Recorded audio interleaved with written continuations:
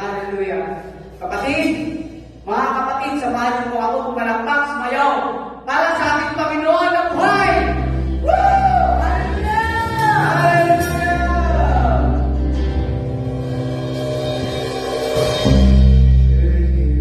I can do anything.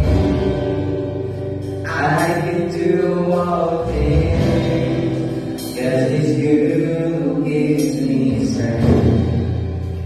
Nothing is impossible through you. Blind eyes are open.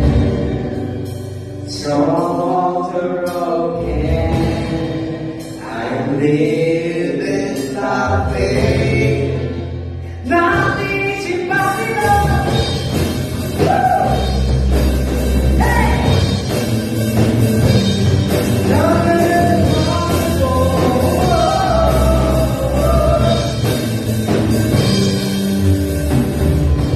I'm not gonna live by what I see. I'm not gonna live by what I feel. Deep down, deep down, I know that you're here with me. I know that you can do anything. Through you, I can do anything. I can do all things. 'Cause you give me strength. Nothing is impossible. Through you, find another open. Strongholds are broken. I live in my faith. Nothing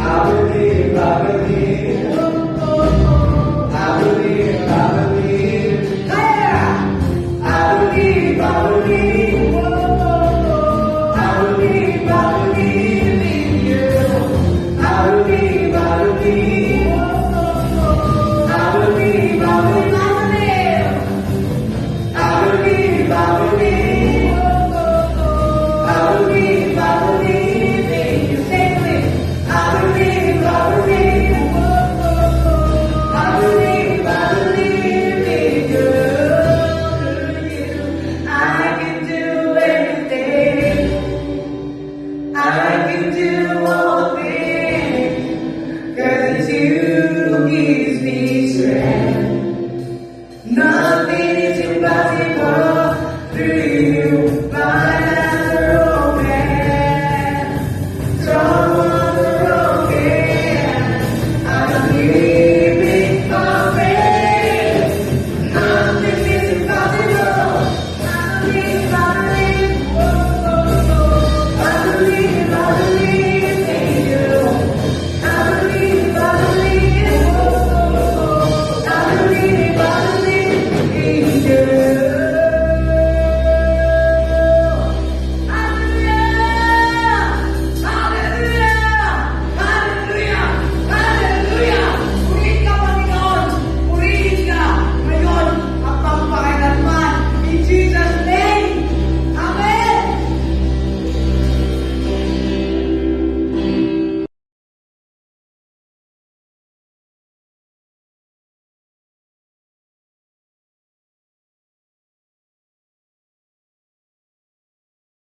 Isang mapagpalang gabi po sa ating lahat. Tayo po ay manalangin. Ama naming Diyos na makapangyarihan sa lahat, tinataas ka po namin sa gabi ito. Pinupuri sinasamba ka po namin, Ama. Ama, humihingi po kami ng kapatawaran sa inyo kung may nagawa man po kami, Panginoon, nasabi o naisip na hindi po nakalulugod sa inyong harapan. Nawa po, Ama, ay pakalinisin niyo po ang aming mga puso't isipan sa gabing ito, Panginoon. Ama, nagpapasalamat po kami sa inyong kabutihan, Panginoon, sa bawat isa sa amin. Maraming salamat po sa ang pangunguna niyo po sa buhay ng bawat isa. Maraming salamat po dahil kayo po ang siyang nagpo-provide ng aming mga pangailangan sa araw-araw, maging nag-iingat po sa amin sa lahat po ng aming mga ginagawa. Karapat-dapat ka po, Ama, sa lahat ng papuri at pasasalamat. At Ama, tinataas po namin sa inyo sa gabing ito ang midweek service, Panginoon. Kay Lord ang siyang kumatag po sa bawat isa sa amin, Panginoon. Nawa po lahat ng mga taong inyong gagamitin ay kayo ang siyang mauna po sa kanila. At nawa po ay ihanda nyo rin po ang puso ng bawat isa sa pakikinig po ng inyong salita sa gabi ito. At tinataas rin po namin sa inyo si Pastor na siyang gagamitin nyo po upang magbahagi ng inyong salita. Nawa po ay tanging kayo lamang po ang siyang maitaas, tanging salita nyo lamang po ang siyang marinig ng bawat isa, Panginoon, sa gabing ito. Nawa rin po ay lahat ng aming maririnig ay hindi lamang po maitanim sa aming mga puso't isipan, kundi, Panginoon, tulungan niyo po kami na may sa buhay rin po ang mga ito, Panginoon.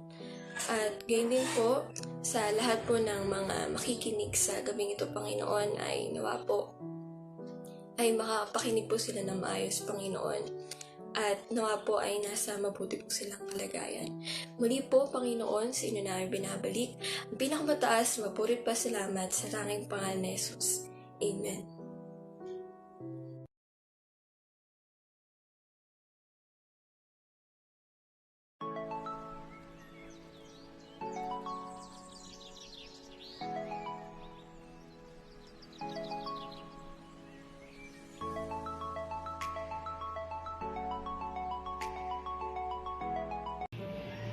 Yes, Lord God, hallelujah, Panginoon. Sa oras na ito po ay panalangin natin po yung ating mga kaloob. Ama namin makapangyarihan sa lahat, sa oras na ito, Panginoon, ay dumudulog kami sa inyong paanan upang dalangin namin ang aming mga kaloob sa inyong harapan, Panginoon. Nawa ay kayo na po ang mag-bless sa bawat isa sa nagbigay nito, Panginoon, sa kanilang mga kaloob, Panginoon. Dalangin ko po, Panginoon, ang bawat isa nawa ay kayo ang magbalik sa kanila ng siksik-liklik umaapaw, Panginoon. Salamat, Panginoon, sa oras na ito na binigyan niyo po kami ng pribilehyo sa oras nito upang ipanalangin ang mga kaloob na ito, Ama. Salamat, Ama, sa oras na ito.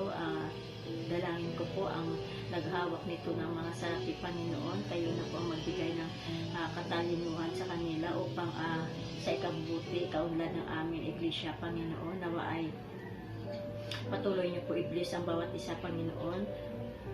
At ganun din, Panginoon, nawa ay ang bawat isa nga ninyong mga anak ay pagpalain niyo pa po, Panginoon. Salamat, Panginoon, na hindi po kami hinahayaan na hindi makapagbigay sa inyo, Panginoon. Maraming salamat, Panginoon. Ito po ang samat dalangin namin sa ngalan ng inyong anak na si Jesucristo na aming Panginoon. Amen.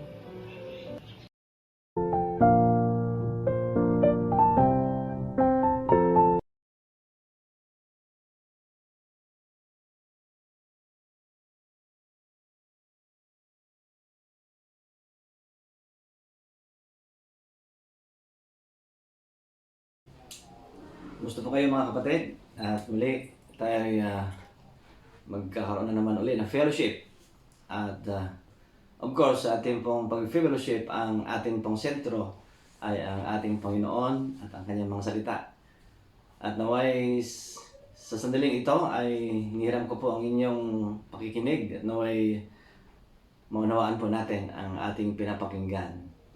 Sapagkat madaling i-apply ang isang bagay na naintindihan mo. At sa pakikinig ng salita ng Diyos, isang bagay yon. Yung pagsasagawa, isang bagay rin yon. Kaya dapat magkasama yung dalawa, yung pakikinig at pagsasagawa. At ang sabi ng Biblia, ang mga nagsasagawa ng salita ng Diyos ay katulad ng isang taong matalino na nagtayo ng kanyang bahay, na dumating ang pagsubok, yung bahay na yon, dumating ang baha, ang bagyo, hindi po siya natinag dahil siya ay nakatayo sa matibay na foundation. At ang foundation po natin, mga kapatid, ay ang pakikinig at pagsasagawa. ng salita ng Diyos. Ang sabi ng Panginoon doon, tayo ay naging wise. Yun po yung mga taong wise, nakikinig at nagsasagawa. At ito po ang aking dalangin sa sandaling ito. Okay, so welcome po kayo at salamat po sa inyong panonood at pakikinig. At samahan niyo po ako mula simula hanggang sa matapos. Okay po, ang ating pong tatalakayin ngayon ay pinamagatang Be Consistent. So sa Tagalog po, ang consistent ay nagpapatuloy. Ang title po ng ating pag-aralan ay Be Consistent. Ang ibig sabihin, magpatuloy tayo sa anumang ating ginagawa. Ang mensahe nito mga kapatid ay nagmula doon sa aking observation, sa aking sarili, at sa ibang mga mananampalataya. Na ang tawag po noon sa atin ay, karamihan sa mga tao, ang tawag noon ay ningas kugon. Na meron tayong ginagawa pero hindi nagtutuloy-tuloy, kundi humihinto, tumitigil, hindi nagpapatuloy. So, i-imagine mo, kung ikaw ay sumusunod kay Kristo Jesus, ang sabi ng Panginoon, follow me. Kung ikaw ay hihinto, hindi kanya madadala sa buhay na masagana at buhay na may kasiyahan. Bakit? Kasi huminto tayo. Ang sabi naman ng Biblia, huwag kang kakaliwa, huwag kang kakanan. Kapag tayo kumaliwa sa kalooban ng Panginoon at kumanan, hindi tayo going straight, ay hindi rin tayo makarating sa buhay na masagana at buhay na kasiyasiya. At ito naman ang pangako ng Panginoon. Ang sabi niya, my purpose is to give you a rich and satisfying life. Ito ang purpose ng Panginoon sa atin. Nabigyan tayo ng masaganang buhay. Pero, kailangan po mga kapatid, ang consistency.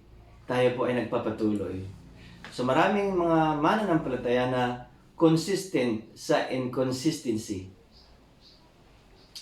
Consistent sila sa hindi po nagtutuloy-tuloy. So wala pong disciple na humihinto. Ang isang disciple ng Panginoon ay sumusunod na patuloy sa ating Panginoon. Sa paanong paraan tayo sumunod sa ating Panginoon? Sa pamagitan ng pagsunod sa kanyang mga salita at sa pamagitan ng pagsunod natin sa mga taong inilalagay ng Panginoon sa ating harapan para pangunahan tayo. Yan po mga kapatid. Kaya ang title natin, Be Consistent. Okay? So, number 1, hindi na tayo magpaligoy-ligoy pa. Number 1, be consistent in the fellowship. Sa ating pong pag-fellowship, sa ating pong pagsasama-sama. Ang sabi dito, be consistent. Ang sabi po dito sa ating text, ano po? Yung text natin ay, sabi ito sa Acts 13:43, when the congregation was dismissed, many of the Jews and devout converts to Judaism followed Paul and Barnabas, who talked with them and urged them to continue in the grace of God. So, i-take note nyo mga kapatid yung word na to continue in the grace of God. So, ang salitang continue means consistent. Meron tayong consistency. Saan? Sa grace ni Lord. Ano ba yung grace ni Lord? Ang grace po ni Lord, yung biyaya ng Panginoon na tayo ay iniligtas at binigyan ng salita ng Diyos, na doon ang salita ng Diyos ang nag-guide sa atin para mamuhay tayo ng ayon sa kanyang kalooban.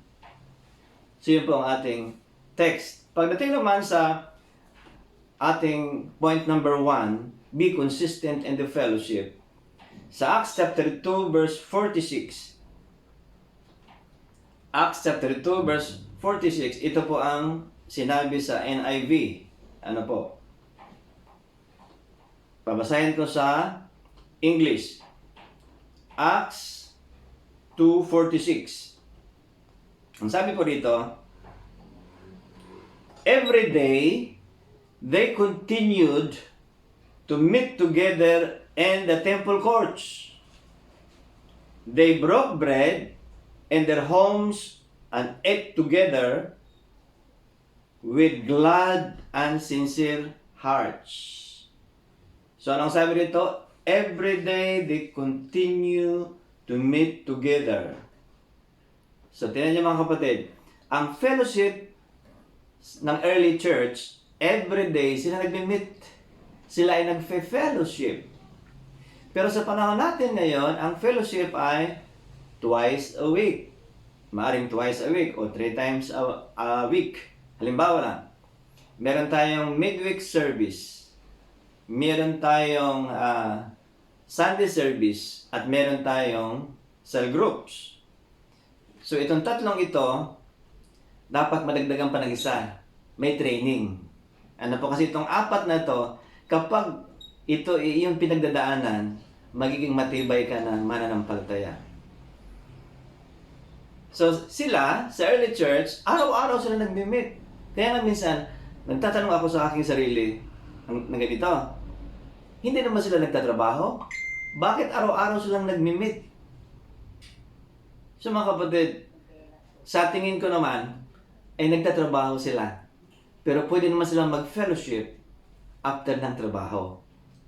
So imagine mo, napakabilis ng paglago nila at napakabilis ng pagdami nila. Bakit?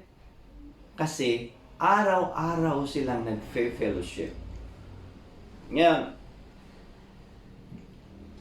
saan sila nag-fellowship? Ang sabi dito, sa templo. Ibig sabihin, meron silang large gathering. At ang fellowship na ito sa panahon natin ngayon ay sa church. Hindi pa ba? Meron tayong large gathering at meron tayong small gathering. Ano yung large gathering? Sa church. Ano yung small gathering dito? Sa kanila ay sa bahay. They broke bread in their homes and ate together with glad and sincere heart. Saan sila nagagather? Sa bahay. So, dalawa po ang kanilang pinagdausan ng fellowship. Large gathering at small gathering. Pag sasabing large gathering sa templo, pag small gathering sa bahay-bahay. So, ito po ang ginagawa natin mga kapatid. Meron tayong fellowship sa church every Sunday, every midweek service, at meron tayong fellowship, a small group. Ang tawag po nito ay cell group. Ito ang ating sa iba ay care group. So, lagi po silang nag-fellowship. So, kung tayo ay nag-fellowship araw-araw, palagay ko mga kapatid, napakabilis ng paglago ng mga mananampalataya in terms of faith. At hindi lang yan, mabilis ang paglago ng maraming mga simbahan. Ang pagdami. Ano po? Bakit? Kasi sila, sa kanilang fellowship, may nadadagdag araw-araw. Imagine mo ha, may nadadagdag araw-araw sa kanilang fellowship. Bakit? Kasi ang kanilang fellowship, kahali-halina, kaakit-akit. At dahil doon, marami pong mga tao ang naakay sa pagkakilala sa Panginoon. Ito ang magandang klaseng fellowship. Bakit? Kasi may mga taong nadadagdag sa kaharian ng Diyos. Marahil, sila ay nag-i-invite. At marahil nakita ng mga tao na sila ay masaya at nagmamahalan sa isa't isa. At kung ganon, ang fellowship ay attractive. So sa fellowship, wala pong nag-aaway. Sa fellowship, nagmamahalan, nagtutulungan, nagbibigayan. Ito po yung fellowship na nagliliwanag. Ano po mga kapatid? Kaya, sila ay dumarami ng parami. Bakit? Kasi consistent sila sa fellowship. So ano ang sabi sa Hebrews chapter 10 verse 25? Ang sabi doon, huwag nating kaligtaan ang pagdalo sa mga pagtitipon. Yan ang sabi sa Hebrews 10:25. Bakit nagbigay ng warning ang Book of Hebrews na huwag nating kaligtaan ang pagdalo sa pagtitipon? Ang karagtong po noon mga kapatid, ganito. Huwag nating kaligtaan ang pagdalo sa mga pagtitipon kagaya ng ginagawa ng ilan. Ano ang ibig sabihin? Marami pong absence sa mga pagtitipon. Bakit? Noon pa man, may mga uma-absent na. So, sino yung mga taong madalas umabsent? Sila yung mga taong hindi updated at sila yung mga taong hindi upgraded. At kapag ikaw ay hindi updated at hindi ka upgraded, naiiwan ka. Naiiwanan ka. Hindi ka lumalago at hindi ka rin nagagamit. Bakit? Hindi ka consistent. Ito ang negative side ng palaging absent. Kung inyong mapatandaan mga kapatid, ang isang alagad ng Panginoong Jesucristo na wala anong kanilang gathering ay si Tomas. Of course, si Tomas ay nagtatanong kung ano ang nangyayari. Bakit? Hindi siya updated, hindi siya upgraded kasi wala siya sa fellowship. At kung inyong mapapansin mga kapatid, sa isang estudyanteng laging absent, ano ang mangyayari? Nagtatanong siya sa kanyang mga kaklase, nangongopya. Bakit? Wala siya, hindi siya updated, hindi siya upgraded. At dahil doon, ano ang mangyayari sa isang estudyanteng laging absent? Of course, babagsak. At ang isang mananampalataya na laging absent, of course, babagsak sa kanyang Christian life. At kapag bumagsak sa kanyang Christian life, hindi siya magagamit. At sayang yung oras na siya ay nabubuhay, sayang ang grace ni Lord, nang sabi ni Pablo, continue in the grace of God. Sayang ang grace ni Lord na nasa iyo na hindi ito nagagamit. Of course, iniligtas tayo ng Panginoon dahil sa kanyang biyaya para tayo ay magamit para sa kaligtasan ng iba. Ito ang purpose, mga kapatid, ng pagpili sa atin ng Panginoon. Hindi tayo pinili ng Panginoon para wala lang. Pinili tayo ng Diyos kasi may purpose siya kung bakit niya tayo pinili. At lahat ng mga nanonood ngayon at lahat ng mga nakikinig ngayon, kayo po ay pinili ng Panginoon. At dahil sa kayo ay pinili ng Panginoon, imagine niyo kung pipiliin kayo ng isang presidente na maging kasama niya at ampunin na maging anak niya, hindi po ba? It's a great privilege. Ay di lalo na kung ang Diyos na gumawa ng langit at lupa ang siyang pumili sa iyo, pinili ka niya para magamit. So, pagpili sa atin ay may designation. So, ang isang Pangulo, pumili ng kanyang mga cabinet secretaries.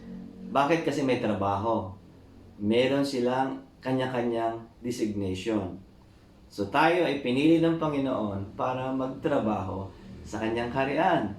At sa paanong paraan ito? Tayo ay lumalakas sa magitan ng fellowship. Kaya ang sabi ng Book of Hebrews, huwag niyong kaligtaan ang pagdalo sa mga pagtitipon kagaya ng ginagawa ng ilan. Kundi, kayo ay magpalakasan sa isa't isa. So ano ang meron sa fellowship? Encouragement. Ano po?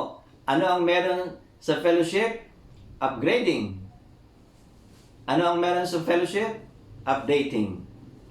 Na-update ka, na-upgrade ka, na-encourage ka, at na-inspired ka.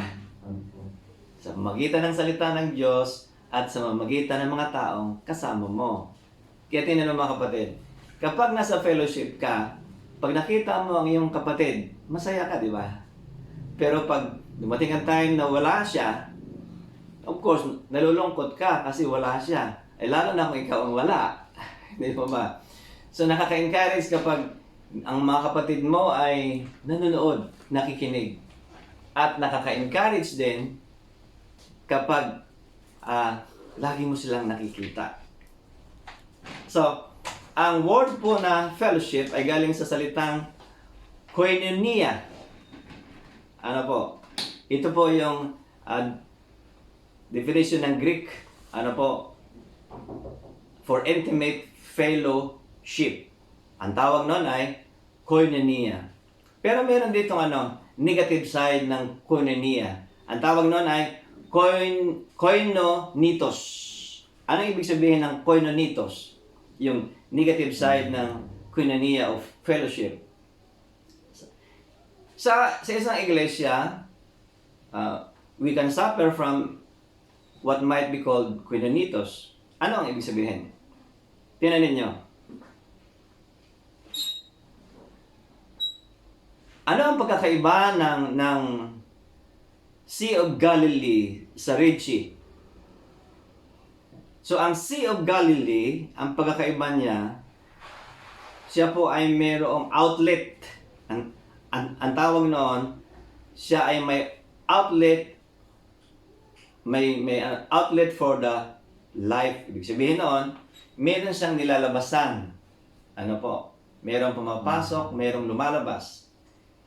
Ang Dead Sea po, kaya tinatawag na Dead Sea, wala po siyang outlet.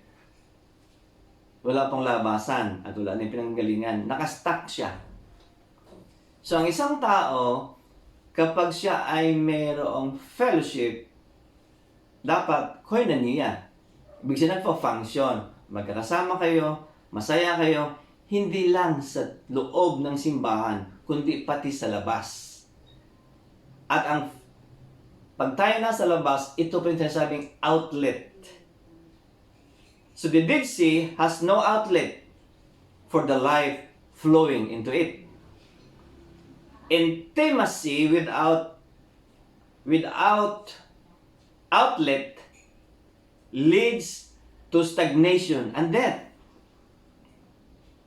So ang fellowship, ano po, na walang outlet, ay unti-unting namamatay. Bakit? Kasi kayo-kayo lang. At naging stagnant.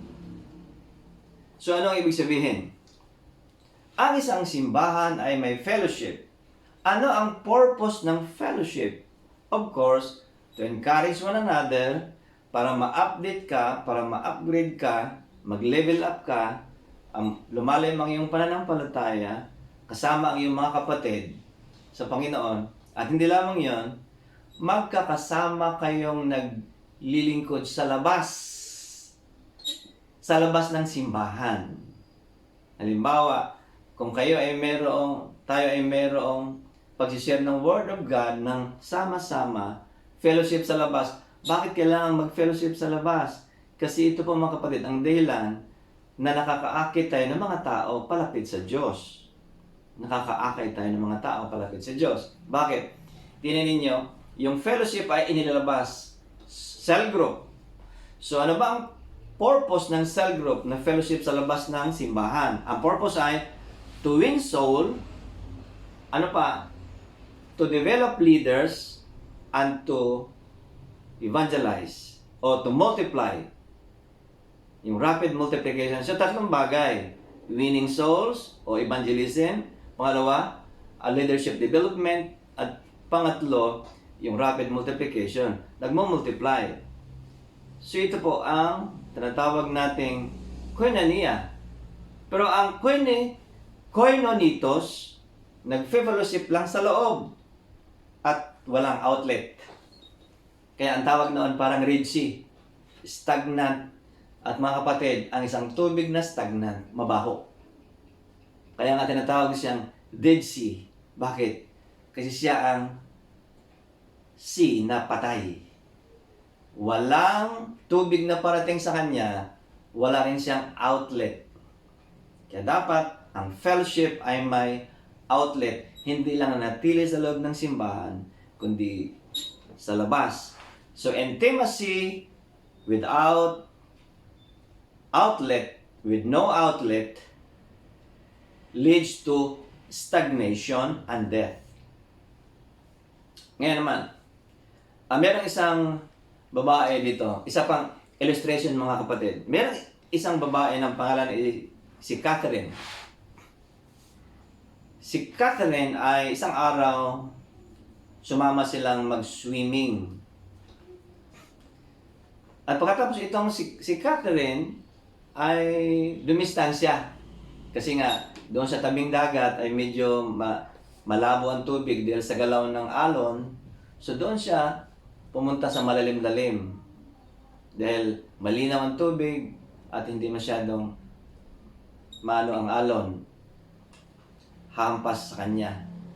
Ang problema, noong siya ay nandoon na sa malalim na tubig, mayroong parating na speedboat. Ngayon, sumisigaw siya, itinataas niya ang kanyang kamay. Bakit? Kasi malapit na para umiwas sa kanya. So, hindi po siya umalis sa kanyang kinaroroonan kasi ang in-expect niya, pag tinaas niya ang kanyang kamay at sumigaw siya, makikita siya ng nagdadala ng speedboat. Ang problema, ito, hindi siya nakita. At hindi rin narinig yung kanyang sigaw dahil maingay ang motor. Noong dinaanan siya ng speedboat, ang ginawa niya, pumailalim siya. Kaya lang, noong pumailalim siya, nahagip pa rin siya ng LC. So, sa madaling salita, may tama siya. At ang ginawa nila, dinala doon sa clinic at hindi kaya ng clinic, dinala sa hospital. Ngayon mga kapatid, nung nasa hospital siya, of course, nakikita sa Facebook, sa social media, ang ginawa ng mga kapatiran, ito yung mga kapatiran na kasama niya sa church at yung mga kapatiran na hindi niya kasama sa church pero mga Christian, nagbigay ng tulong sa kanya. May nagdadala ng bulaklak, may nagdadala ng pagkain, at may nagdala ng finances. Sino yon? Hindi yung kasama nila sa simbahan, kundi sa iba't ibang simbahan. Nung makita, nagpadala ng tulong kay Catherine. So ano ang ibig sabihin doon?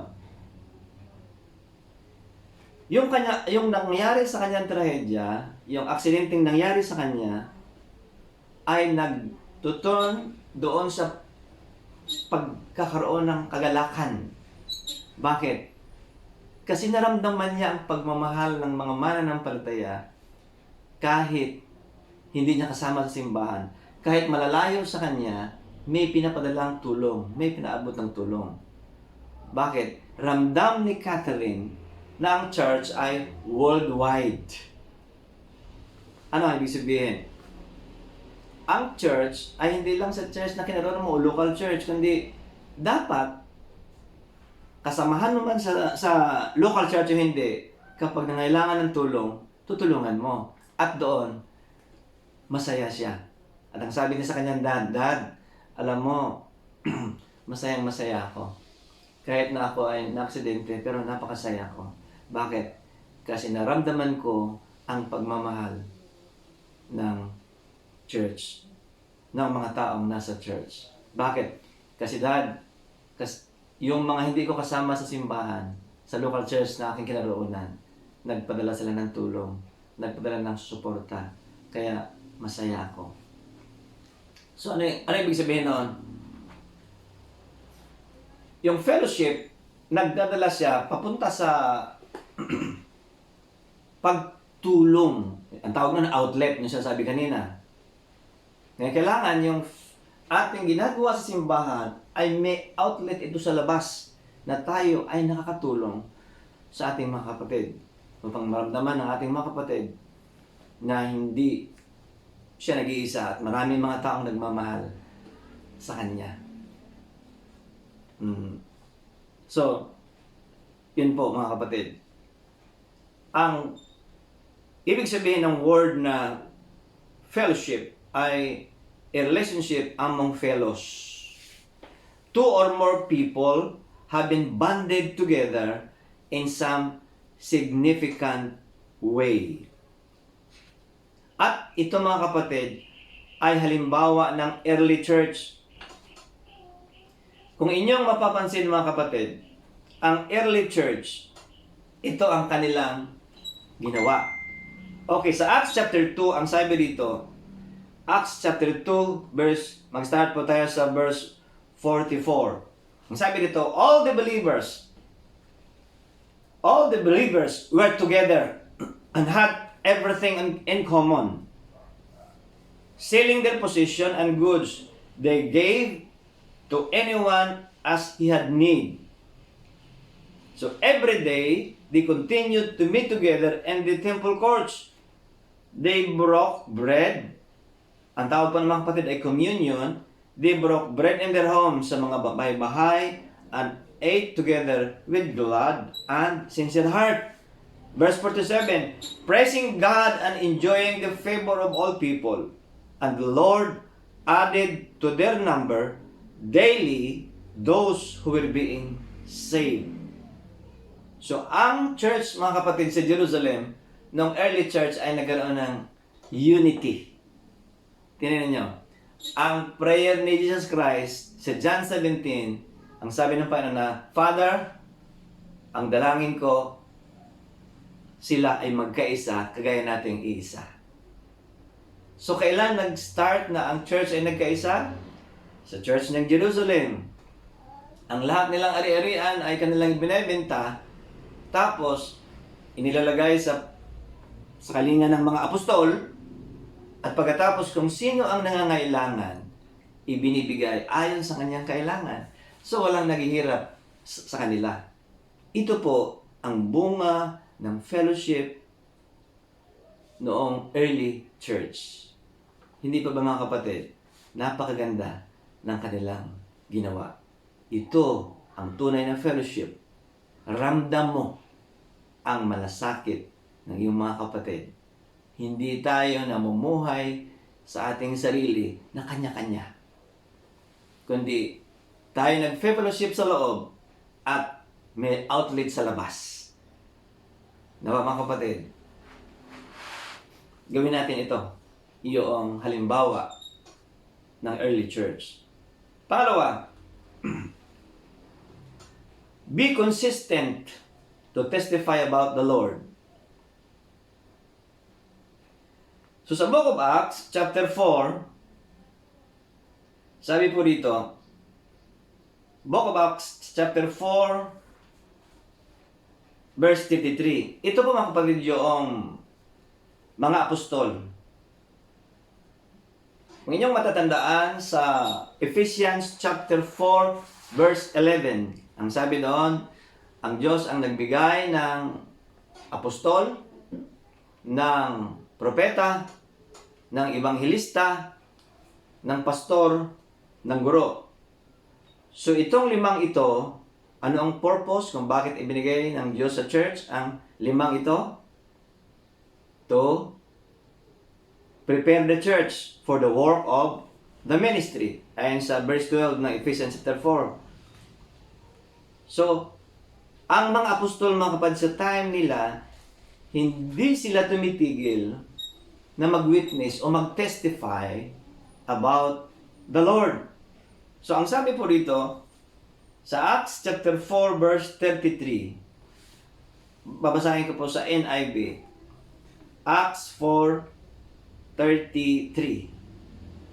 So with great power, the apostles continued to testify to the resurrection of the Lord Jesus, and much grace was upon them all.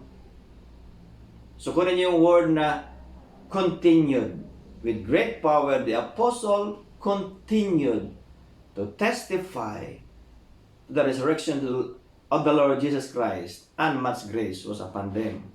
So, ang mga alagad, nung sila ay nandito, hindi sila tumitigil, sila ay consistent. Bakit? Kasi calling nila yon. So, tayo ay pinili ng Panginoon, tinawag ng Panginoon na maging saksi o mag-testify who Jesus is. Kaya nga mga kapatid, ang Panginoon nagpapakilala sa atin kung sino siya para siya ating may pakilala. Kaya nga tayo niligtas ng Panginoon para maging kasangkapan para maipakilala siya. So ito mga kapatid, ang ginagawa ng mga alagad. So pangalawang saksi ay yung scriptures. Sabi sa John chapter 5 verse 39, you search the scripture because you think they give you eternal life.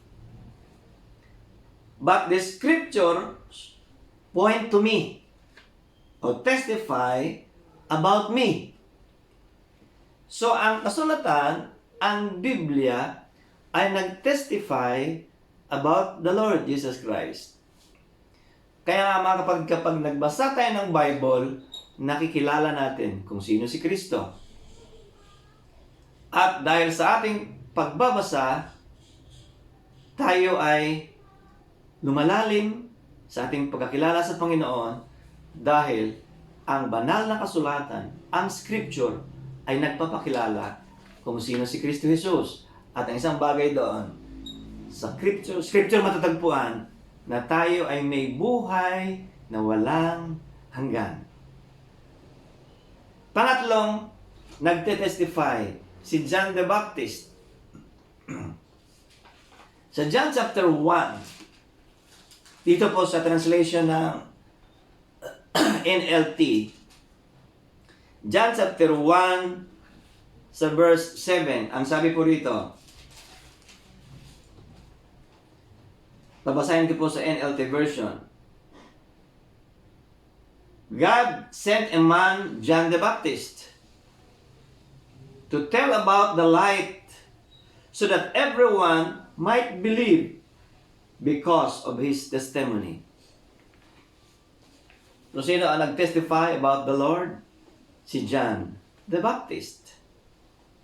Si John the Baptist, mga kapatid, ay pinauna ng Panginoon para ihanda ang pagdating ng ating Panginoon. So, siya ang nag-testify, nagpapakilala sa mga tao na ang sabi niya, may darating na mas higit sa akin. So, siya ang tagapagbigay daan sa pagbalik ng Panginoon o sa first coming ni Jesus Christ. So, in the same way, tayo dapat ang mag-testify sa second coming ng ating Panginoong Jesucristo. Tayo ay magpapatutuo. Tayo ay magpapakilala sa kanyang ikalawang pagbabalik. Kasi mga kapatid, si John, pinakilala niya ang Panginoong Jesucristo sa kanyang first coming. Pero tayo, sa panahon natin ngayon, tayo ang magpapakilala kung sino si Kristo Jesus. So, ang lahat ng mga nakakilala kay Kristo ay may obligasyon. Ano ang obligasyon? Ipakilala siya. Hindi sapat na tayo nagbabasa ng Biblia. Hindi sapat na tayo nananalangin. Hindi sapat na kilalanin natin ang Panginoong Jesucristo. Ang isa sa pinakamahalagang bagay na gagawin natin.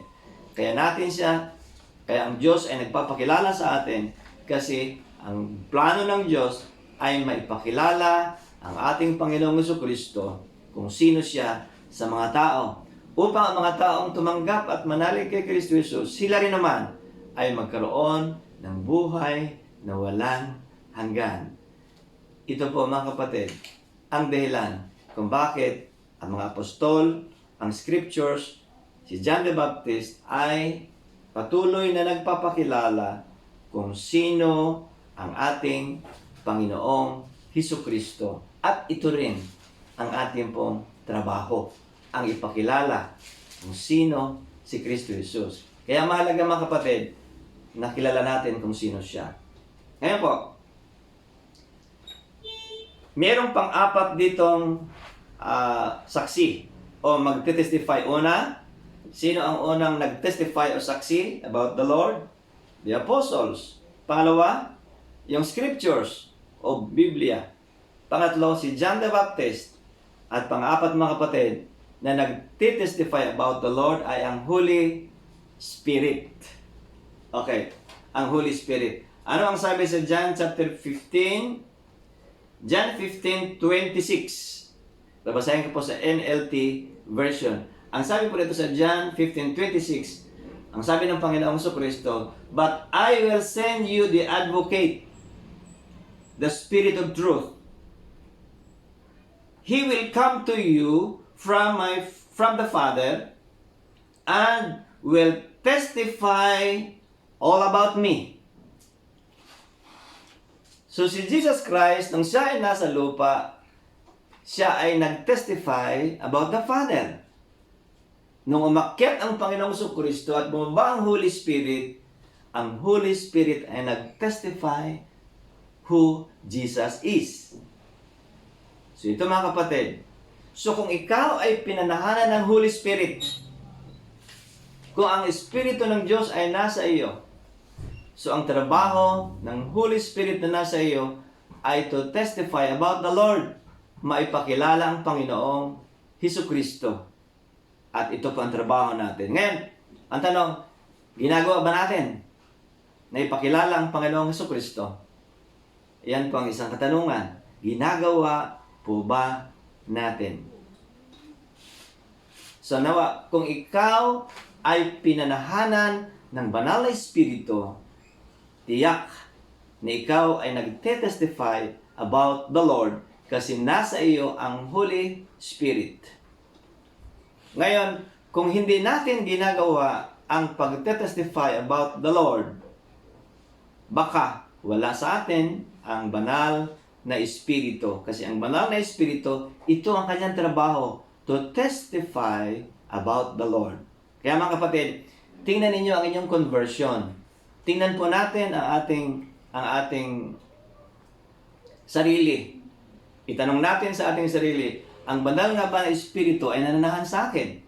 Sapagkat kung ang banal na Espiritu ay nananahan sa akin, dapat tayo ay mag-testify kay Lord at gagamitin tayo ng Panginoon to testify about Him. Dahil nasa atin ang Holy Spirit. Ngayon mga kapatid, ang panglimang mag-testify about the Lord ay the disciples. Sino yon?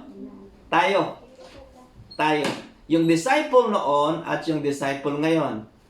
Tandaan niyo mga kapatid, si Jesus Christ hindi pumili ng mga tao para maging believers lang, para maging Christian lang. Ang Panginoong Jesucristo ay pumili ng mga tao para maging disciple niya, maging followers niya, maging tagasunod niya. So ang sabi diyan sa John 15:27 sa NLT version, ang sabi rito, and you must also testify about me. Ang sabi ng Panginoon, you must also testify about me because you have been with me from the beginning of my ministry. So sino ang kausap ng Panginoong Jesucristo dito? Yung mga disciple na sumusunod sa Kanya. At sino ang kausap ng Panginoong Jesucristo dito? Tayo ngayon na nabubuhay na masasabi nating mga tagasunod ni Kristo Jesus. So, mga apostol noon ay nag-testify about the Lord. Yung scripture mismo ay nagpatotoo kung sino si Kristo. Si John the Baptist ay nagpatotoo kung sino si Kristo ng kanyang first coming. Ang Holy Spirit sa John 15:26 ay nagpapakilala kung sino si Kristo.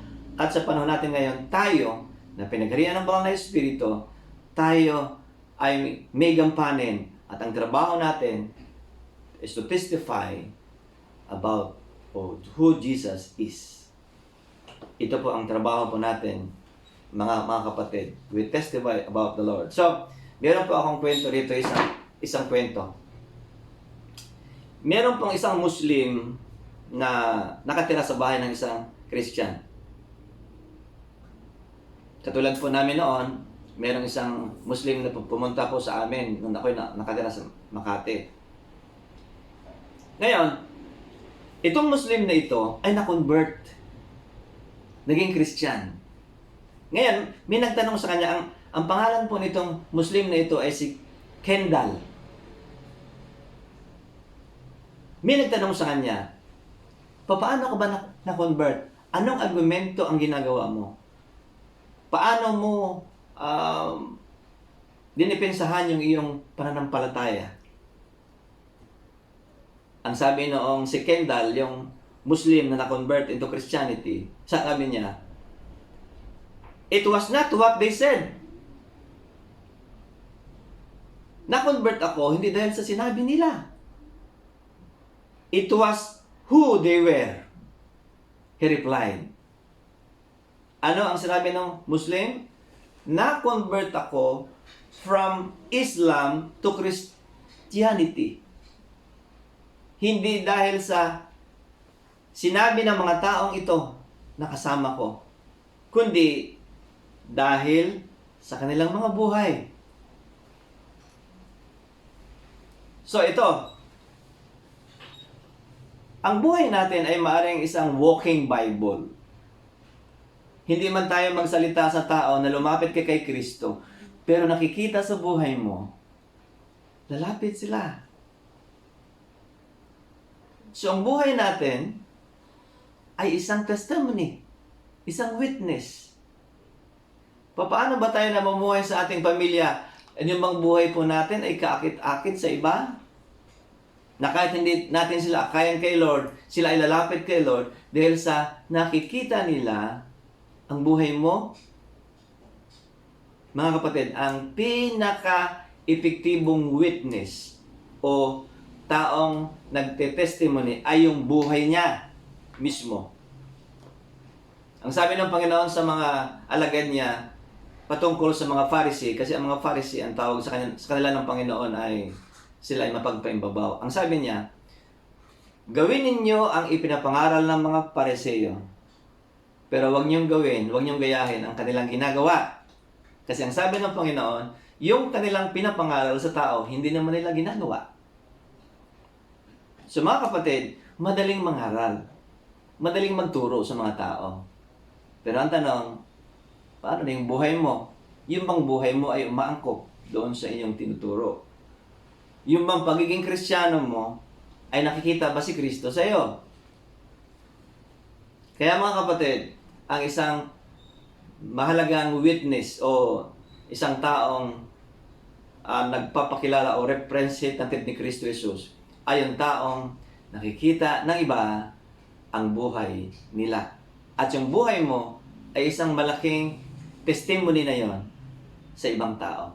Kaya po, itong Muslim na si Kendall, hindi po siya na-convert from Islam to Christianity. Hindi dahil sa nag-share ng Word of God yung mag-asawang kanyang tinitiran. Kundi, siya ay na-convert dahil sa nakita niya ang buhay nila. Kaya mga kapatid, makita sa ating buhay ang isang refleksyon ng ating Panginoong Jesucristo. Panguli, be consistent in prayer. Sa 1 Thessalonians chapter 5 verse 17, ang sabi doon, pray continually. Tayo ay magpapatuloy sa ating panalangin.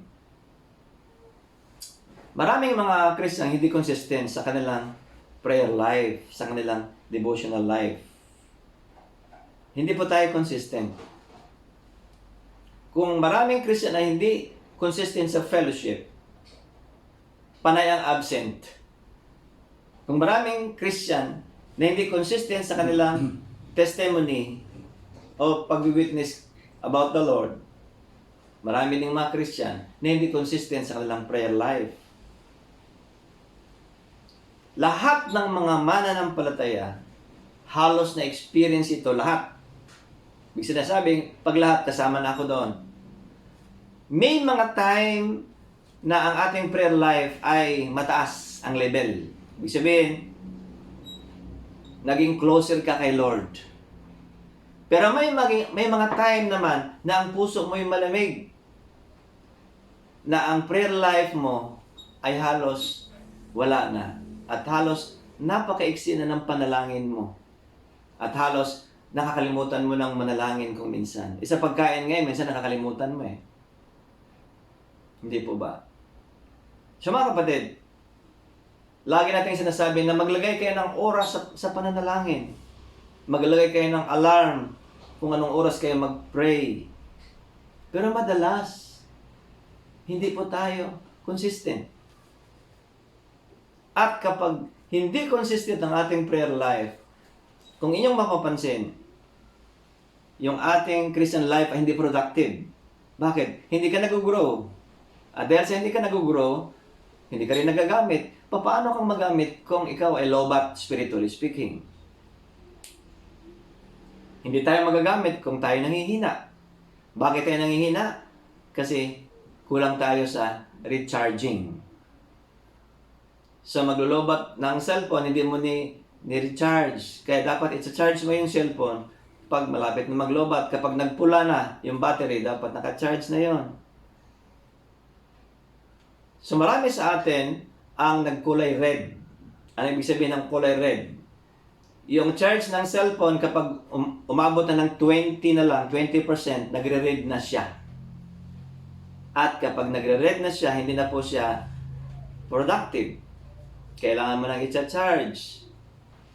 So ang tanong, mabilis ba o hindi ba matagal ang mag-charge? Matagal. Pero ang pag-charge natin sa Panginoon, halimbawa, nag-20% ka na, maglo-lowbat ka na.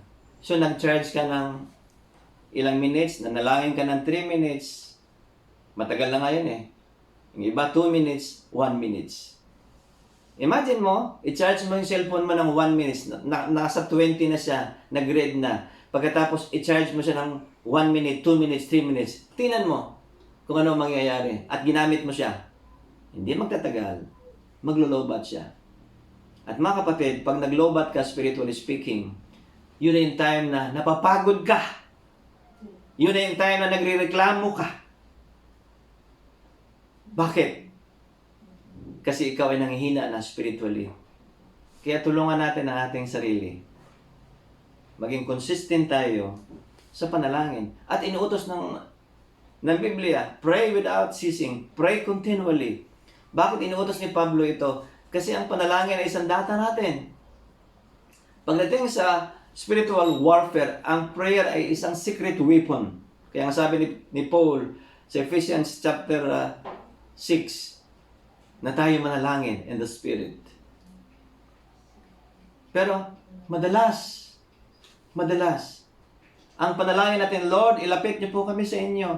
Pero madalas, ang panalangin natin ay talagang pababa ng pababa. Pahina ng pahina. Kaya mga kapatid, ang panalangin pa naman ay pangunahin sa isang relationship. Ang Panginoong Kristo, madaling araw pa lang bumabangon na parang manalangin. Marami sa atin, ang madaling araw, nasa social media pa nakababad. Nasa panonood pa ng pelikula at paggamit ng social media, nakababad, madaling araw na.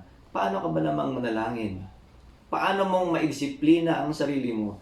Mga kapatid, ang word na disciple, doon po nanggagaling ang word na discipline, doon po nanggagaling word na disciple. So, ang isang disciple ay may discipline. So, paano natin i-discipline ang ating sarili? Through prayer life. Dapat ang prayer life natin na ating bantayan. Sapagkat ito ang pangunahin sa isang relationship. Ang panalangin ay communication with the Lord. Meron pong isang pangyayari. Si Hudson Taylor was sailing to China to begin his missionary work. Noong si Hudson Taylor ay nakasakay sa isang vapor, nasira yung makina. Pero may layag sila. Ang problema, walang hangin. Kasi po, ang bangka po na ang gamit ay layag. Nakadepende po sa hangin. Pag walang hangin, hindi po siya makatakbo. So sabi nung kapitan, ginagawa ko na lahat ng ginagawa ko, wala na akong magagawa eh.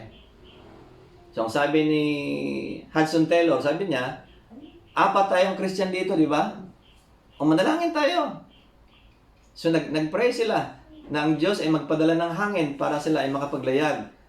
Bakit? Kasi sila ay papunta na sa lugar ng mga kanibal. Sino yung mga tao na nandoon? Yung mga taong kumakain ng kapwa nila tao. At kung sila ay mapadpad doon, delikado sila. Malapit na sila. So, nung sila ay nanalangin, ang Diyos ay nagpadala ng hangin. So, dahil doon, naligtas sila doon sa lugar ng mga kanibal. At sila ay nagpatuloy sa paglalayag. So, ito po ang nangyari sa kanila. Kaya, kapag tayo nanalangin, God works. Mga kapatid. Kaya huwag nating kaligtaan, huwag nating pabayaan ang ating prayer life. Kasi ang prayer life mo at prayer life ko ay sukatan sa ating Christian life. Ako mga kapatid, ang sukatan ko sa aking prayer life ay sa aking pagiging Kristiyano at maging sa iba ay yung prayer life natin. Kapag ang prayer life mo ay hindi consistent, kapag ang prayer life mo ay bumababa, malamig ka. Bagamat nagsisimba ka pero ang puso mo malayo sa Diyos.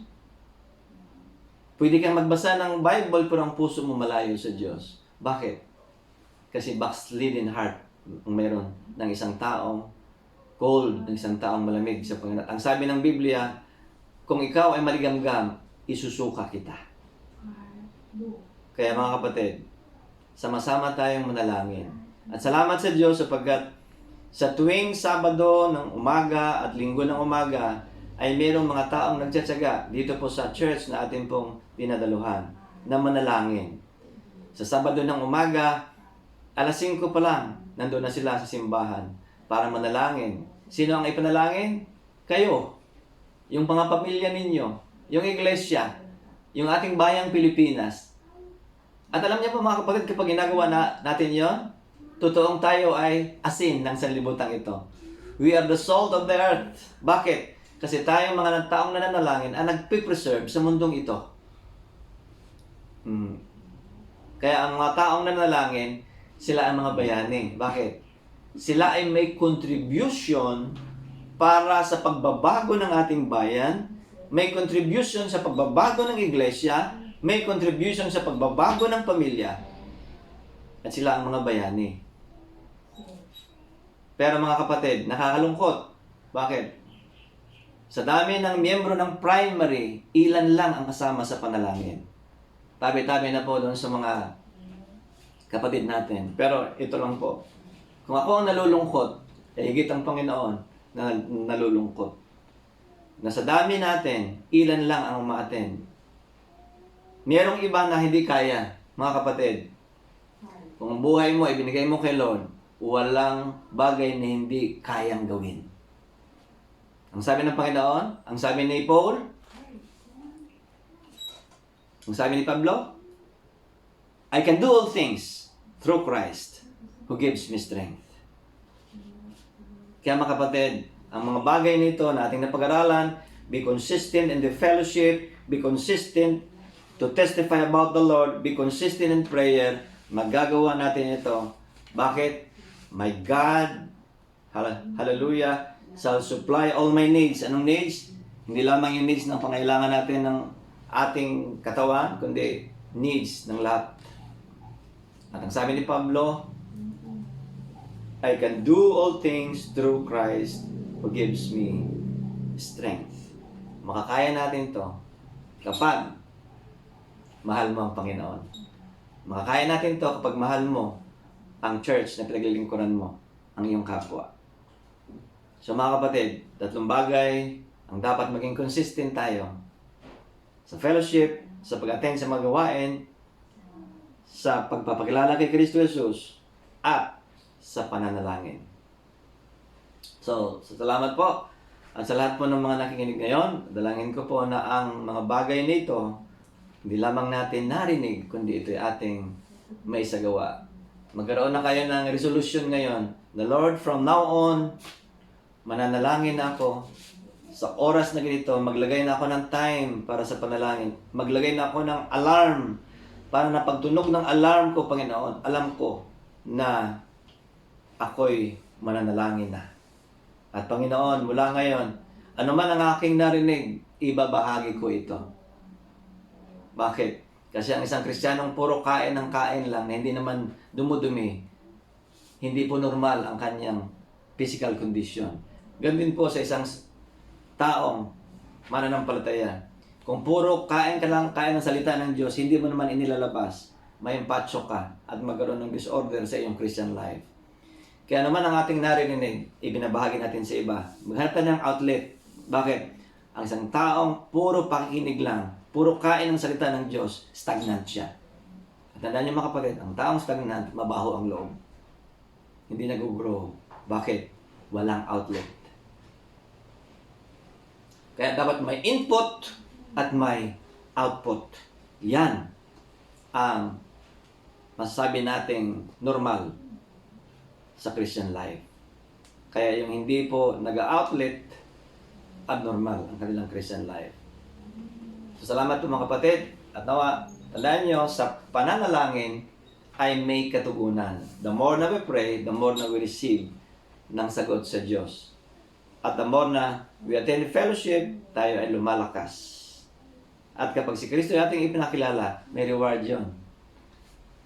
Bawat kaluluwang maliligtas, may kalakip na reward. Kaya, salamat po. Salamat po. At tayo po'y manalangin. Itaas po natin ang ating kanang kamay. Sabihin natin sa Panginoon, Lord, mula ngayon, Panginoon, hindi na po ako a-absent sa fellowship. Hindi na po ako liliban sa pakinig ng inyong mga salita. Panginoon, mula ngayon, ipakikilala kita. Ano man po ang mga salita niyong natanggap ko ay ibabahagi ko po sa iba. Through social media and through face-to-face. At Panginoon, mula ngayon, tulungan niyo po akong baguhin ang aking prayer life. Na maglagay na ako ng oras para manalangin. Na disiplinahin ko ang aking sarili para makatulong na maging malapit sa inyo. Panginoon, sa araw na ito, mga bagay na ito, tulungan niyo po akong may sagawa ko ito. Sa magitan ng banal na Espiritu, isang nagbibigay sa amin ng kapangyarihan na gawin ang inyong mga salita. So Lord, we allow you to move me today by the power of the Holy Spirit. Pangalangin namin Ama sa pangalan ni Kristo Jesus. Amen at Amen. Mga kapatid, kung sino man sa inyo ang may sakit, itaas po ninyo ang inyong kamay at yung kaliwa ay sa part ng may sakit. Kung kayo naniniwala na kayo pagalingin ng Panginoon, gawin po ninyo ito. Aming Ama, sa lahat po na nagtaas ng kamay, sa lahat po ng may sakit o karamdaman na nanonood ngayon, sa sandaling ito, sa pangalan ni Kristo Jesus, sa pangyarihan ng banal na Espiritu, I declare healing and I speak healing in the name of Jesus Christ. Hallelujah. Ang lahat ay masabing, Amen. Amen. So the Lord will bless you and protect you. The Lord smile on you and be gracious to you. The Lord show you His favor and give you His peace. I declare blessing, prosperity, good health sa bawat isang narito ngayon. In the name of the Lord Jesus Christ, ang lahat ay magsabi, Amen at Amen. Amen. Salamat po mga kapatid at muli magkita-kita po tayo sa Sunday at sa next week sa ating pong fellowship. Ano po? Salamat po. Salamat po. Shalom.